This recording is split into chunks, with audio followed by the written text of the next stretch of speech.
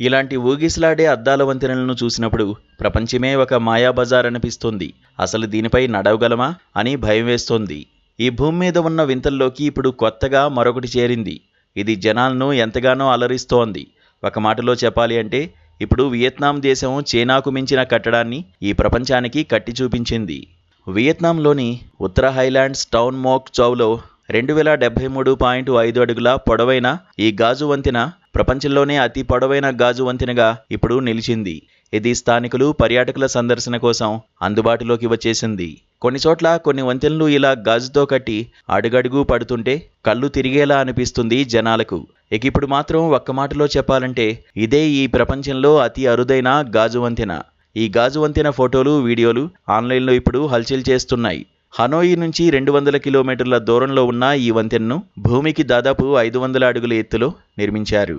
దీనిని ప్రఖ్యాత French company Saint Gobain ఉత్పత్తి చేసిన సూపర్ టెంపర్డ్ గ్లాస్తో తయారు చేశారు. ఇదో మహా మాయా బజార్ అని చెప్పాలి. సస్పెన్షన్ టెక్నిక్తో ఊగిసలాడే ఈ వంతెన దగ్గరికెళ్తే కళ్ళు తిరుగుతాయి. అసలు దీని నిర్మాణమే గొప్ప ఇంజనీరింగ్ ఫీట్. డబ్బును మంచినీళ్లలా ఖర్చు చేస్తే గాని ఇది కట్టలేరు. వియత్నాంలోని ఉత్తర హైలాండ్స్ టౌన్ మోక్ చౌలో 2073.5 అడుగుల పొడవైన గాజు వంతెన ప్రపంచంలోనే అతి పొడవైన గాజు వంతెనగా ఇవాళ నిలిచింది. దీన్ని కేవలం స్థానికులు, పర్యాటకుల సందర్శన కోసం కట్టారు.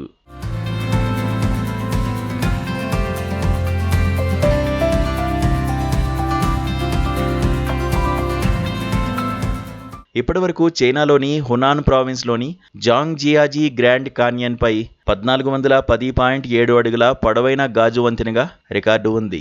ఇంత సున్నితమైన ఈ వంతెన ఆయా దేశాల జాతీయ ఔన్నత్యానికి ప్రతీకలుగా నిలుస్తున్నాయి. ఇంకా మరిన్ని ఇలాంటి వింత వింత విచిత్ర వంతెనలు ఎన్నో దేశాల్లో ఇలా జనాలను అలరిస్తున్నాయి. వీటిని చూడడమే ఒక థ్రిల్ అనిపిస్తే అదే వాటిపై ఎక్కి నడవడం అంటే ఒక అద్భుతమైన అనుభూతి అనే చెప్పాలి.